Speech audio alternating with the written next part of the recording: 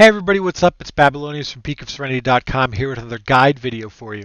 This time talking about conduits, part of the new Covenant system introduced in Shadowlands, similar to sockets, similar to some of the other things that we've seen with Azurite traits and um, artifacts and all that stuff over the past years. This is kind of part of the new Covenant system in Shadowlands. So I'm going to talk about how the Covenants how the conduits work, which ones are strong, which ones are weak, which ones are going to choose to use in different situations. The first thing to do is to direct your attention down to the description. If you check the description out, you'll see links to peakofserenity.com and the Monk Discord. You'll see ways to support me through Patreon and PayPal. You'll see ways to check out my Twitter, my Twitch, and my week or stuff like that. So feel free to check that out if you so choose. So getting right into it, the first thing I'll do is I'll talk about the Covenant Conduits. The Covenant Conduits are ones that are unique to each Covenant. If you look over here, my monk is a Kyrian, so I only have Strike with Clarity. So I'll keep this open so you guys can see a little bit better when we're talking about Covenant Conduits. Yeah. So if you see with the Covenant Conduits, the first one is Bone Marrow Hops. Bone Marrow Hops is the Necrolord Covenant Conduit. It is a very strong conduit. If you are a Necrolord, you're certainly going to keep this on all the time. Basically, what it does is just increases the damage that your Bone Dust Brew does, or you do during Bone Dust Brew, as well as reduce its cooldown. It's just incredibly strong. If all of the conduits were stacked up one to another, this is the one that rises to the top. It's very strong in PvP, very strong in PvE, very strong in Mythic Plus, rating, all that stuff. It's just a very strong Covenant. You don't have to do anything different. You simply use your Bone Dust Brew a little bit more often, and you'll do even more damage during that window. So very strong. So again, if you're a Necrolord Windwalker, you're going to keep Bone Marrow Hops on 100% of the time. Next, we have Imbued Reflections. Imbued Reflections is the Venthyr Soulbind conduit. And really, it's just not very strong. The Venthyr ability, Fallen Order, is not very strong. So modifying that not strong ability does not make it magically stronger. And all it does is just increase the damage that your Fallen Order monks do. There's nothing interesting about it. The Fallen Order monks that you summon will do more damage if you have Imbued Reflections. If you are a Venthyr, it's very likely you will use this conduit. Outside of, probably just in a single target situation, because in AoE situations you'll be sticking with coordinated offensive and calculated strikes. But in single target, you'll very likely be using this if you're a Venthyr. It is strong, but very few people are Venthyr anyway, so this doesn't magically make Venthyr the best Covenant. So next we have Strike with Clarity. Strike with Clarity is the Kyrian Covenant conduit, and what it does is it increases your mastery during Weapons of Order, as well as increases the duration of Weapons of Order by 5 seconds. This is a very strong conduit. The duration is strong. It gets, especially if the strength of the duration comes in the fact that it keeps your mastery up a little bit longer. But the big part of it is that it gives you a slightly larger window to potentially get another Rising Sun kick in order to refresh the reduced chi aspect of Weapons of Order. So that's where really its strength comes in, as well as just the mastery that it provides. An additional mastery is just additional damage during its duration. This is one that you'll use in single target in concert with Coordinated Offensive. You're probably not going to use it in AoE, because in AoE you'll be using Coordinated Offensive and Calculated Strikes. But if you are a Kyrian, you'll certainly get the most benefit from using Strike with Clarity as one of your conduits in a single target encounter. Last is Way of the Fae. Way of the Fae is the weakest of the Covenant conduits. It is the Night Fae Covenant conduit. And really all it does is it increases the initial damage of your Fae Line Stomp, your Covenant ability, by an amount per target hit. Up to 5 potential targets. So really what it does is just increases the Fae Line ability. Unfortunately, the Fae Line ability itself does not provide a ton of damage. A lot of the strength from Night Fae comes from its soul binds and just how frequently Feyline Stomp will be used. Certainly in an AoE situation, Way of the Fey is strong. In a single target situation, it's garbage. But they're simply just stronger AoE conduits to use in those situations. So even in the situation where Way of the Fey is strongest, it's just not going to be strong enough. All right, so looking at the other conduits, to getting down into it, the next one on the list is Coordinated Offensive. Coordinated Offensive is one that once you get it, you can pretty much keep on all the time. The reason being that when you fixate your Storm, Earth, and Fire spirits, and yes, that requires you to fixate them, you have to press Storm, Earth, and Fire a second time or include a macro, or have it included in a macro, which I don't recommend anyway. But you have to press Storm, Earth, and Fire a second time, and then your spirits do additional damage. So, for example, on this one, they do 13.1% additional damage. The way this works is it stacks multiplicatively with what they do. So, if you deal during Storm, Earth, and Fire, each monk deals 45% of your normal damage, each clone, including yourself. This increases the damage that the other spirits, not yourself, the other spirits deal by 13.13% at item level 213. So that means that instead of doing 45%, each spirit does just shy of 51% increased damage, which is very strong. If you figure right there, that's about 6% per spirit. So that could potentially be 12% more damage that's being done during Storm, Earth, and Fire. So instead of doing 135%, you could potentially be doing 147% of your normal damage. That's very strong, and it's one of the reasons why it's recommended to pretty much have this one on at all times. The only drawback to that is that you have to have your spirits fixated, which does take away their ability to bounce back and forth and help get your stacks for Mark of the Crane. But certainly if you're in a situation where you feel comfortable managing those stacks on your own, or you utilize the bug with Storm, Earth, and Fire in order to get Mark of the Crane stacks after the fact, more Mark of the Crane stacks than you should. If you're comfortable doing that, then the reward that you get from being comfortable and skilled with doing that is using Coordinated Offensive in all content and getting a very sizable increase in your damage. So next we have Calculated Strikes. Calculated Strikes is an incredibly strong AoE ability. Calculated Strikes increases essentially the Mark of the Crane debuff from 10% upwards. This stacks additively. So right now at 200 item level, mine is 14%, which means that for each target that is tagged by Mark of the Crane, my spinning crane kick does 24% more damage, 10% plus 14%. So 24% more damage, and that is incredibly strong. That stacks up to each target. This is an incredibly strong AoE legendary, or not legendary, conduit. And because of that, this is the conduit you're going to use at any situation that there's two targets. If you're hitting multiple targets, if you're using spinning crane kick more than a few times in a fight, this is the conduit you want to use. It's very strong. A Windwalker with Calculated Strikes is one of the top AoE and cleave specs in the game right now. So again, very strong. You're going to want to use it in situations where you have multiple targets to hit. All right, so next we have Inner Fury. Inner Fury simply increases the damage you do by in your Fist of Fury. It's okay. It's not great.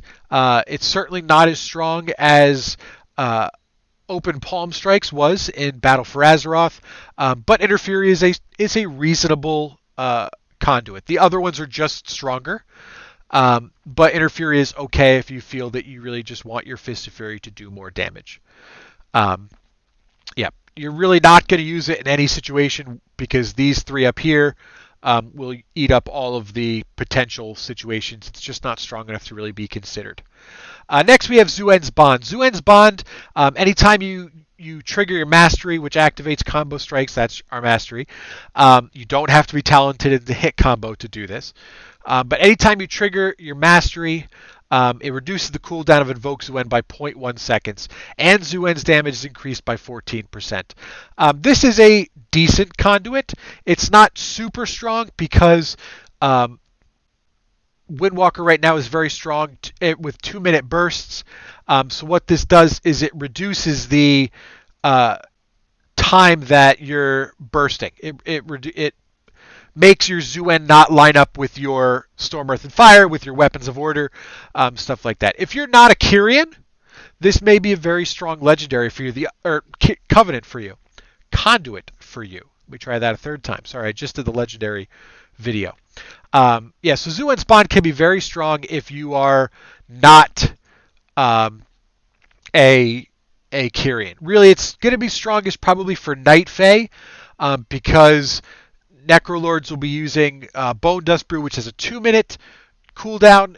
So it's not going to quite line up as easily unless you're also using Bone Marrow Hops, which you should be. But really, you're managing two different abilities that might have variable cooldowns, which makes lining up your cooldown windows more difficult.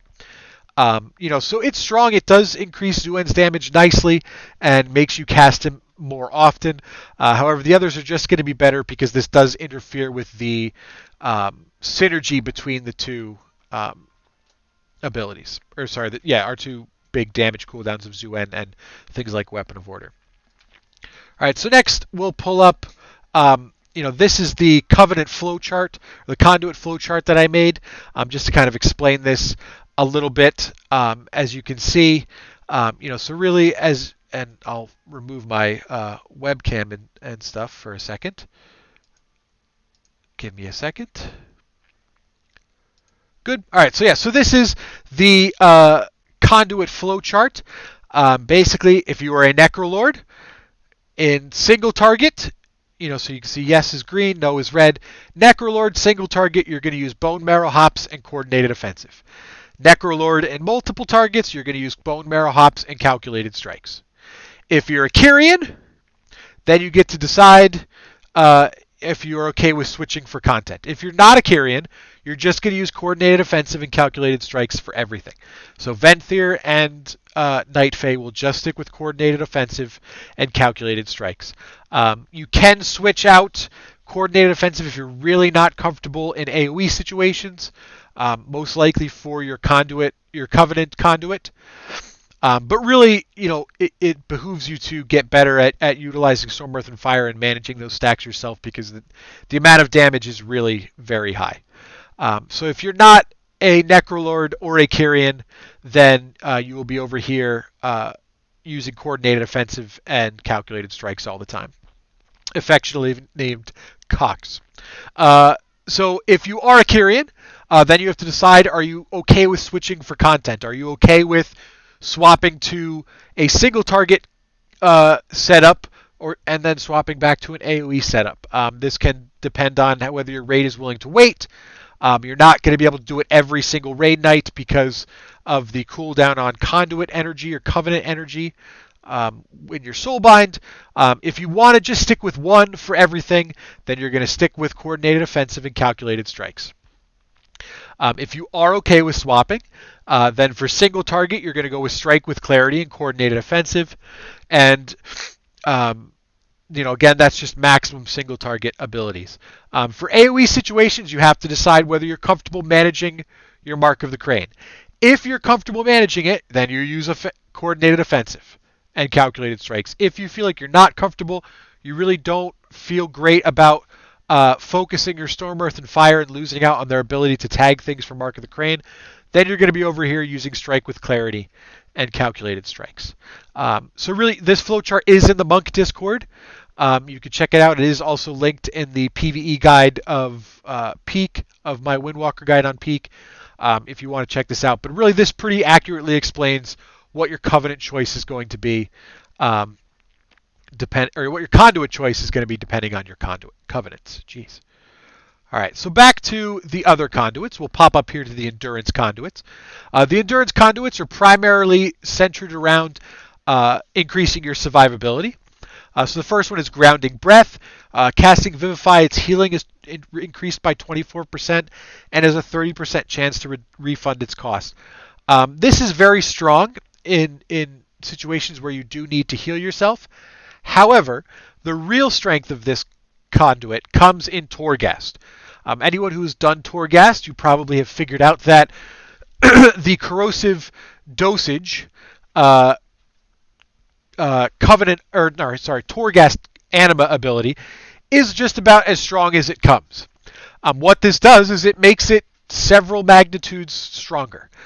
So your corrosive dosage will be 24% stronger, and you'll be able to cast it more often in Torghast by using this. That's where the real strength of this this conduit comes in, is that you can use it in Torghast for a pretty noticeable extra chunk of damage. It's rather hilarious. Next, we have Harm Denial. Harm Denial is the increases your expel harm healing by 40%.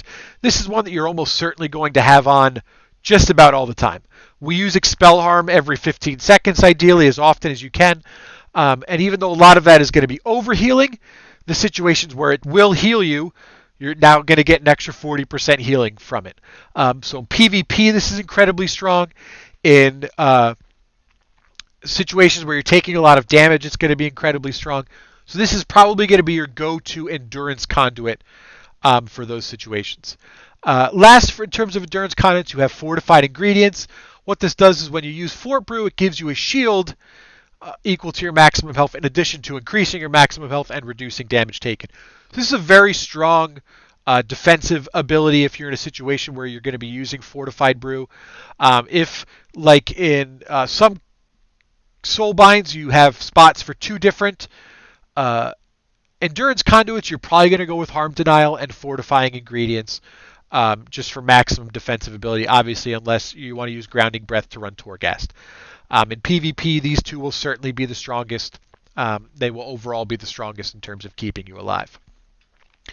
So last, we have the Finesse Conduits. The Finesse Conduits they don't really increase your DPS, they don't really increase your survivability. They more just increase your control, maybe some of your utility. So to start off, Lingering Numbness is a fabulous Finesse Conduit in situations where you would use it. When paralysis ends your target's movement speed is reduced by 64% by 5 seconds. This is very useful in situations where you're using paralysis, whether it's PvE, PvP. Oftentimes you're using paralysis to keep that target over there.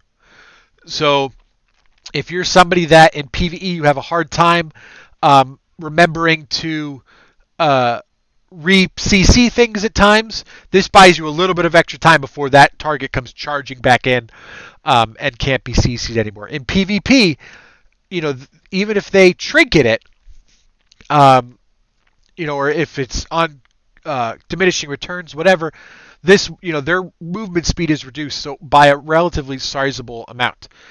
So it's very good for controlling another target and kind of keeping it over there. Next, we have Tumbling Techniques. This is my personal finesse conduit of choice. Anytime you use Blackout Kick, you have a % chance to grant a charge of roll. This is also very strong in PvP, where you're going to be using Blackout Kick quite a lot, maybe to take down totems from a shaman, or simply to deal damage. This increases the chance that you'll have more roll, which makes you even harder to escape from, which is very useful in PvP. In PvE, it's not going to be super useful, but certainly more roll charges is good. There's rarely a situation where you're going to say no to more roll charges. It does not increase your cap, but it does increase, just kind of give you more back naturally. So it's definitely the one that I use when I'm using a Finesse Conduit. So next we have Dizzying Tumble. Dizzying Tumble is not one that's super strong, but certainly when you do use it, it can be very valuable. The value of this really comes in Mythic Plus in helping to reduce the damage to maybe the tank, or in questing if you pull a bunch of targets and you leg sweep them to stun them, or as well in PvP. This lasts for 5 seconds after they are up from leg sweep. So you leg sweep to stun them. After the fact, they deal, percentage-based reduced damage for 5 seconds. So this buys you a little bit more time if you're getting beat up in some way and you're controlling your targets. This buys you a little bit more time in terms of taking a little bit reduced damage, or helping your tank take reduced damage, or healers, whatever it may be based on the conduits you're in. All right, so the last one, the last finesse conduit and the last conduit of all is Swift Transcendence. And what this does is after you use Transcendence Transfer, it increases your movement speed by a percentage by 5 seconds. This is something that if you're going to use it, it's going to be helpful. It's, a little bit of movement speed. It's not a ton. But if you're using Transcendence, you're very likely already trying to get out of somewhere or get back to somewhere. So having increased movement speed after that can only be useful. But overall, the finesse conduits are not ones that you're going to just kind of pick. You're going to pick them for a reason because okay, in this situation, this is the conduit that I want to use. So that covers all of the potency, finesse, and endurance conduits. Again, you're very likely going to be using coordinated offensive and calculated strikes in almost all situations. It's simply stronger, and then depending on your covenant, it may vary things a little bit. So I'll bring the flow chart back up for a second. There we go. All right, so the flow chart, here again, this is what it looks like. You can pause the video, take notes or whatever, or you can find it in the Monk Discord in the Wind Resources and Help channel, as well as the Windwalker PvE guide on Peak of Serenity. So that's it for the information about conduits. Hopefully this was useful. Hopefully it clarifies some of the confusion that you may have had. If you did find this useful, be sure to like and subscribe for this video and to my channel. Please support me through Patreon and PayPal in the description below, as where you can find other additional information that you may find useful. So thank you very much for watching. I hope you enjoy this, and until next time, have a good night, morning, afternoon, whatever it is, wherever you are.